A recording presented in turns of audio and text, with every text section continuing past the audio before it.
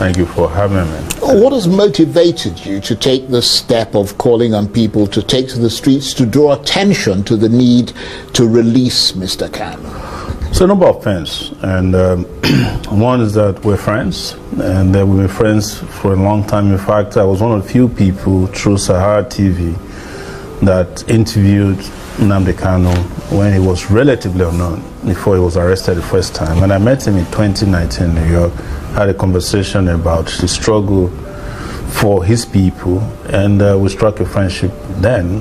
And I was here in Nigeria, myself, held up by the Nigerian government when he was extraordinary rendition from Kenya. In fact, I was one of the few people who ran to court by the time he had been taken to the DSS detention, where he had been deposited before, after he was kidnapped from Kenya. So, but the most important thing is that I understand the nature of justice, fair hearing, his constitutional right. And it is in his own case that you can say that he's presumed guilty and he's trying to prove his innocence, which is very sad. If you look at how long it has taken for all these court processes to take place, you know that Kanu's fate is not in the hands of the judiciary. If a decision was taken today by the owners of Nigeria to let him go, the judge might sit in the middle of the night and let him go. And by the way, on my way here, something happened. President Tinubu just pardoned 82 people. One of them was Herbert Macaulay, Nnamdi Azikwe, of course, Farouk, who collected bribe from Otedola, a cocaine dealer who was in prison for life, and a fraudster. So if you can pardon this array of people and several others, I'm not asking for pardon for him, but it's a time to let Nnamdi Kanu go. Is there a lot of public support for the release of Nnamdi Kanu, or is that difficult to gauge? It's unprecedented. I've been fighting for his release for a long time. I used to attend all his court trials. Under Buhari, I was attacked several times. Each time I went to court, I was attacked physically by the DSS, police, thugs. But this time around, I'm surprised at the number of known traditional people, you know what I mean, who are in support of it. In fact, there was a poll put up by, it's not a scientific poll, by Tunde Ednon's page, who's a major Instagram influencer. And out of 17,000 people, 92% of them support the call for his release and the protest that's been planned for 20th of October. I understand you've tried to contact many leaders in the Southeast to take more public-facing action in support of Nnamdi Kanu's release. Have you been struck by their apparent lack of personal involvement and commitment to that cause? I'm not shocked, because I think on your show I once declared that Kanu's predicament, his ordeal, is as a result of some persons in the Southeast who took a decision that his release would jeopardize their political career and future. That I know as far back as when Tinubu freshly became president, because I was part of some conversation to release him. And they said at that time, Imo elections are coming. If it comes out, APC might not win. And subsequently, I realized that some of the communiques you see is just, word of mouth by day. When they go at night or when they meet Tinubu, it's likely that they have a different position. And when I started contacting them in the last 24 hours, I'm shocked. Some of them that I used to be able to reach just switched off their lines. The ones I sent messages never responded. I reached out to Soludo, who I know personally. That's Charles Soludo, who's governor of Anambra State. No response till now. I reached out to Alex Oti. Alex Oti used to be a columnist for Sahara Reporters, so I know him personally. No response till now. The only response they got was a nominal response that no, we shouldn't have dragged us the way you did. Reached out to Peter Obi, they said he's in Rome. But I sent a message that, you can behave as the Romans do too, just be part of this. But some have been encouraging. Senator Abaribe, I reached out to him, he responded, he said, I'm in on this. And I know that Abaribe suffered when he was a shortage for Kanu. In fact, I was sleeping on Abaribe's bed at the DSS in 2019, shortly after he was released, because he was surety for Nnamdi Kanu. So the rep from his state at the National the House of Rep also has signed up. A number of persons have signed up, some of them publicly, but there is no unified response from Southeastern political leaders or traditional rulers or even the religious priesthood there, which many had expected would happen. But a lot of young people have signed up to this, and you can see that the Nigerian government is already pushing back because they've seen the response to be unequivocally in support of the release of Nnamdi Kanu at this time. I don't think they were expecting that such a response would be so favorable and swift. So is this what you think is needed to push this Nnamdi Kanu issue over the line and perhaps change President Tinubu's view of Mr. Kanu and not the sort of behind-the-scenes quiet diplomacy that has been going on since? It's obvious that diplomacy cannot work. If it was going to work, by now it would have resolved the issue. I think they used the diplomacy or their proclamation about diplomacy to just make the public become a little lethargic about his release so that nobody, oh, they're working on it, don't worry. Because we hear that a lot from Oti, who is the Abia State governor, that is working on this quietly. In fact, I was told in court about 2 weeks ago that he will be released on head grounds. They are convinced everybody, only for him to come to court and they kept changing goalposts, as we call it. So I don't think diplomacy has to be a combination of, actions. And one of it, I think, is going to be a loud public disapproval of his continued detention, and the protest would work, in my view, in that regard. And that's why I want these people who claim to want him to be released to join the protest. Yes, because when they have issues, they do protest. There's no major politician in this country has ever participated in the protest when their own private interests are at stake. I was speaking to a group of Nigerian political campaigners recently, and they seem to think that mobilizing the Nigerian people for any kind of large-scale protest has become a sort of famously impossible thing to achieve. I mean, do you share that view? Well, I don't. It's the same country in 2024 that Nigerians protested for 10 days straight in what was known as End Bad Governance struggle.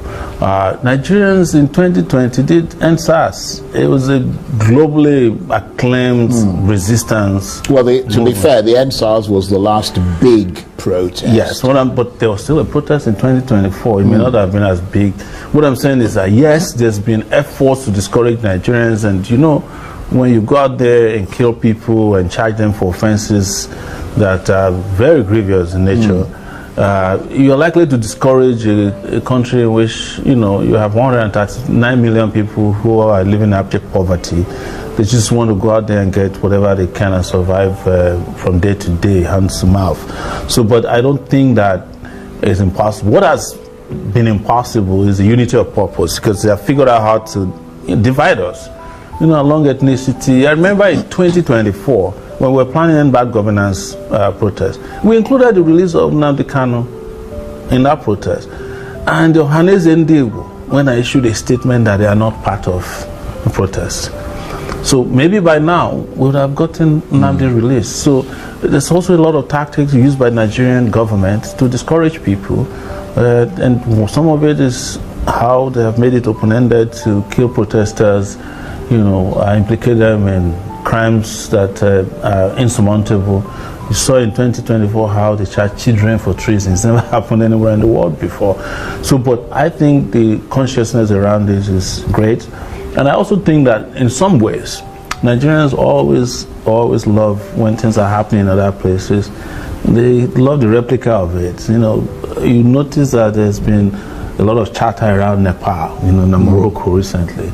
So maybe that's also might be an inspiration. Right, but I mean, are there lingering security-related things that are yet to be resolved around Mr. Kanu? I mean, can he, for instance, call on IPOB? I think he's called on them before, but again, to relinquish all forms of violence and all forms of threat to the Nigerian state. Will that be needed as well in order to convince the powers that be of Mr. Kanu's sincerity? I think he made an open declaration in court where he said, give me 5 minutes, if I'm released, I'm going to end the violence in the Southeast. He made the declaration in court last year. What else do you want from him? And you are the government, at any rate, you have a duty to protect the public. It's not his job to protect the Southeast or the Southwest. But the truth is that I have said this, and I'll repeat again. If you are a Nigerian, you can get away with a lot of things. But if you are Igbo, Nigerian, you can't get away with a lot of things. Yes. But you're not getting away with much. Huh? Yes, but the odds are stacked against you because you're coming with zero, and they will do to you. I mean, it was in this country that there's a Yoruba nation movement. They even went and hijacked a radio station last year. Did you hear of any trial? Did you hear of any arrest? I'm not using that. I'm not saying that should not be the case, but we must tell ourselves the truth. That it just doesn't look good that the Igbos are marginalized in every sector, including in the justice sector. To get a trial wrapped up in 10 years is also difficult to do, especially when you claim that you have evidence that this person has committed these grievous crimes. Nothing has been done. There's nobody who's been presented as a witness. The only witness that was presented in his case did not accuse him of any crime. He didn't say he found a gun on him or he was importing ammunition or weapons or had a grenade. He just said, well, he was making declaration that he wants Biafra. And I've checked the Nigerian Constitution, 1999 Constitution. There's nowhere it is stated that it's a crime to say that you want Biafra. Yeah, well, I mean, you do have to, and not to sort of qualify what you're saying, but I mean, the person asking for a Yoruba nation is quite different from the Biafra issue, because Biafra, actually, there was a war in this country. That's exactly what I'm telling you, that the laws are stacked against you. That lasted quite some time. So in that context, and in that very narrow context, anything that appears to inflame that concept of bringing back the memories of the war and all the things that happened and in a sense threatening this country is something that raises the hackles of people. But let me ask you this. I mean, you yourself have become a sort of master of the protests, if that can be described in polite terms. I mean, is that because you believe that over the years or over the decades, the mood of the times in this country has been politically dark and is getting darker? Yes, I have always stated it that every president in Nigeria is worse than the last one. When Buhari left, everybody said this is going to be the worst. And after Buhari left, people were calling for the return of the Buhari regime. So that shows to you that to be fair, I haven't heard a lot of people calling for the return I heard a lot of people who said, well, I mean, in preference to the Tinubu regime. I've heard people say, give us Buhari fuel price, give us Buhari's Naira. Yes, I suppose in that sense, because the prices were lower. The same people also went and gave Buhari a rousing burial. So it doesn't look like they hate him. I was probably the only person who said, this guy don't deserve the kind of monumental, acclaim and sheer leading that followed his burial. But that's a conversation for another day, because it's no longer here. But the truth is that the country is getting darker. The electoral process has become very Byzantine. Nobody believed that elections can deliver votes that bring about credibility, that they can be free and fair, and that it is the people you vote for that will get declared as winners of the election. Of course, you've seen poverty. Yesterday, they said, this is from the Nigerian government, that from 81 million people who are in abject poverty, we have now moved to 139 million. And we have 200 million people. So we're not making progress. That's the truth, either politically, economically, culturally.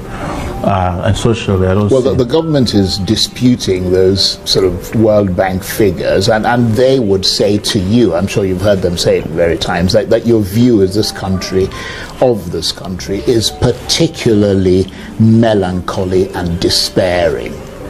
Well, they've always said that, and I've never been wrong. They have been the ones who's been wrong. My position on politics, economy, in the way the justice system works has been, right. I remember in 2019 when I was arrested in the charge for treason, I made it clear. I said, nope, this is going nowhere. And that's what happened. One day they came and withdrew their charges. So when I said to you that elections are not free, fair, or credible, or that they are allocating votes, I'm not lying. When you look at it, you find out I'm right. So no, I expect a lot of Nigerians would agree with that. So, and on the issue of Nnamdi Kanu that we're talking about today, I've always stated that this trial was not going anywhere, and it hasn't gone anywhere. And that's why we're asking them to stop wasting resources, time, energy, and emotions on this, because the DSS spent millions of naira to come and carry out this charade in court. They have to lock up every street just to come and seek an adjournment. And would you say that dark theme that you talk about, that kind of overshadows this country, has resonance for many Nigerians? I mean, you do have a huge following, but do they see this country as darkly as you do, and that sense that everything is about to explode? They see it even more than I do. That's why they are living. That's why most Nigerians, whenever they have the slightest opportunity to leave Nigeria, you don't leave a place that is that's going to explode. I mean, that's making progress. You stay and wait for it to see the progress happen. If this place was promised land, people will be coming in. But because it is not, people are leaving. The only people that are left in Nigeria are people who are stuck in Nigeria. Now, probably people who are dinosaurs who can't go anywhere because they can't sense danger. But you're not stuck in Nigeria, are you? I'm likely stuck. This is my passport since January. But even if my passport was not seized, I'll be here. That's a decision I took a long time ago. Even though I have a right to move freely around the world, that I'm done with being, having a career in being, an exile or, being in another person's country. Yeah, because why did we go there in the first place? We travel 12,000 miles just to go and drink drinkable water in America, enjoy electricity, drive on good roads, get good jobs, send our children to school. That's why we all leave this place. If we have that over here, nobody will be a second-class citizen in the UK or anywhere in Europe. Those are the basic reasons why we leave this place. We go and seek hospitals that work. We go and drive on roads that don't kill people. We don't want to live in darkness. We don't want our neighbors to cut our necks off because of insecurity. We don't want our police to jail us when we haven't committed any offense. That's the reason we leave. These are the basic reasons why Nigerians are living in droves. If those conditions are in place, people who have left will return by tomorrow. Some of them will return without taking a single bag of clothing to come back. But Nigeria has denied them that opportunity, and it is because of that darkness that is hovering over Nigeria almost perpetually, day and night, that people are living. That is their own way of expressing that things are not good here anymore. Well, on that rather dark note, I want to thank you very much indeed. Omoyele Sowore is a human rights activist and former presidential candidate. Always good to see you, and thank you for coming here. Free Nnamdi Kanu now. Thank you very much.